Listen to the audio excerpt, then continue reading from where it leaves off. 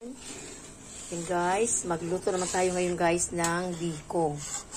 Yan, ano lang ito siya guys, coconut milk. Tapos yung, tawag ito guys, yung brown sugar ba? Bascubado ba tawag yan guys? Yung, sugar na napaka-brown ba? Ayan.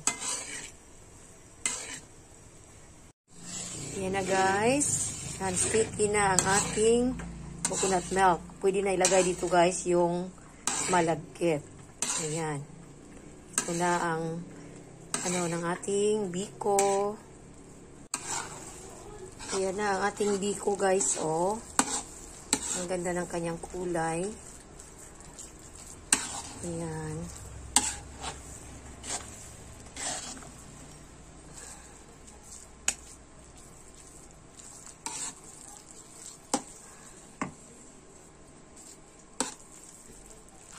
Siya guys, ang ating biko. Pero bukas guys, ng umaga, magluluto ako ng bilo-bilo or binignit sa amin guys. Sa Visayas, binignit.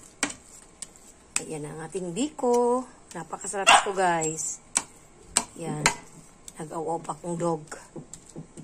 Napakasarap ng ating biko. Bukas, masarap ito guys kasi bahaw na ba.